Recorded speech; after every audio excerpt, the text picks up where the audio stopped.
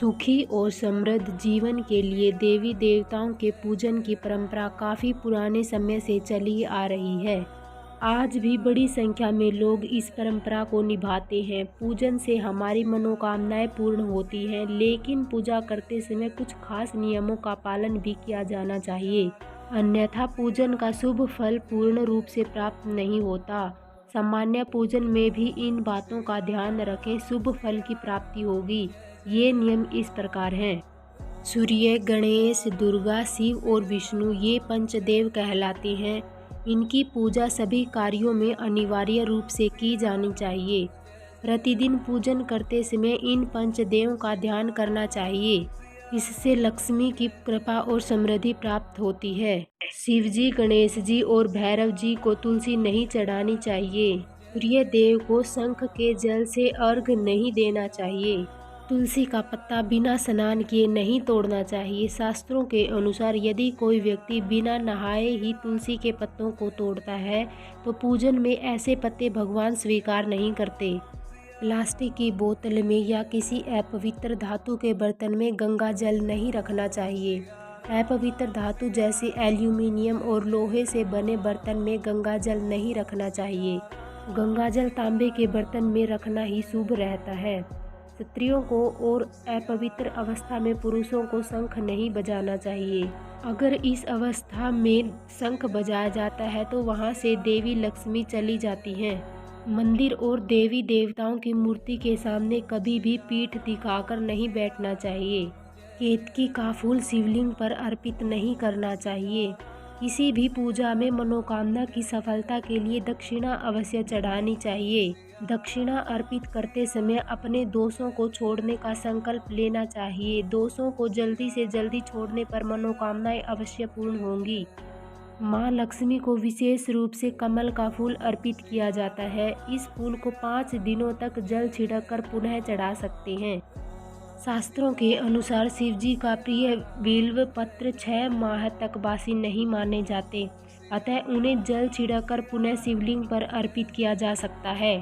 तुलसी के पत्तों को 11 दिनों तक बासी नहीं माना जाता। इसकी पत्तियों पर हर रोज जल छिड़क कर पुनः भगवान को अर्पित किया जा सकता है।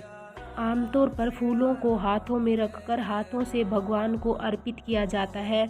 ऐसा नहीं करना चाहिए।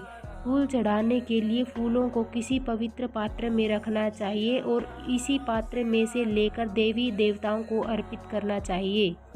तांबे के बर्तन में चंदन, घिसा हुआ चंदन या चंदन का पानी नहीं रखना चाहिए। हमेशा इस बात का ध्यान रखें कि कभी भी दीपक से दीपक नहीं जलाना चाहिए। शास्त्रों के अनुसार जो व्यक्ति दीपक से दीपक जलाते हैं वे रोगी होते हैं। बुधवार और रविवार को पीपल के वृक्ष में जल अर्पित नहीं करना चाहिए। पूजा हमेशा पूर्व या उत्तर दिशा की ओर मुख रखकर करनी चाहिए। यदि संभव हो सके तो सुबह 6 से 8 बजे के बीच में पूजा अवश्य करें। पूजा करते समय आसन जरूर होना चाहिए और साफ सुथरा होना चाहिए। घर के मंदिर में सुबह और शाम को दीपक अवश्य जलाएं। एक दीपक घी का और एक दीपक तेल का जलाना चाहिए। पूजन कर्म और आरती पूर्ण होने के बाद उसी स्थान पर खड़े होकर 3 परिक्रमाएं अवश्य करनी चाहिए। रविवार, एकादशी, द्वादशी, संक्रांति तथा संध्या काल में तुलसी के पत्ते नहीं तोड़ने चाहिए। भगवान की आरती करते समय ये ध्यान रखें कि भगवान के चरणों की 4 बार आरती करें, नाभि की 2 बार और मुख की 1 या 3 बार आरती करें। इस प्रकार भगवान के समस्त अंगों की कम से कम 7 बार आरती करनी चाहिए। पूजा घर में मूर्तियां 1, 3, 5, 7, 9, 11 इंच तक की होनी चाहिए।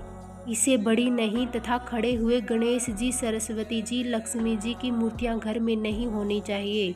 गणेश जी या देवी की प्रतिमा 3-3, शिवलिंग 2, शालिग्राम 2, सूर्य प्रतिमा 2, गोमती चक्र 2 की संख्या में कदापि न रखें।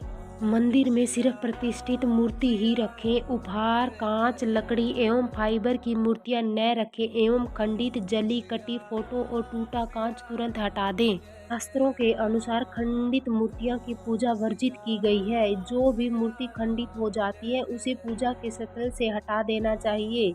और किसी पवित्र बहती नदी में प्रवाहित कर देना चाहिए। खंडित मूर्तियों की पूजा अशुभ मानी गई है।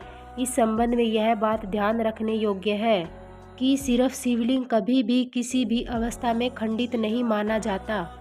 मंदिर के ऊपर भगवान के वस्त्र, पुस्तकें एवं आभूषण आदि भी न रखें। मंदिर में पर्दा अति आवश्यक है। अपने पूज्य माता पिता तथा पितरों की फोटो मंदिर में कदापि न रखें। उन्हें घर की अलग पवित्र जगह पर स्थापित करें। मंदिर में कभी भी जली हुई माचिस की तीली, धूप, अगरबत्ती नहीं छोड़नी चाहिए। रात को सोते समय मंदिर में से जली हुई माचिस की तीली और अगरबत्ती को उठा देना चाहिए और मंदिर में पर्दा लगा देना चाहिए ताकि भगवान जी भी विश्राम करें। कृपया चैनल को लाइक और सब्सक्राइब जरूर करें।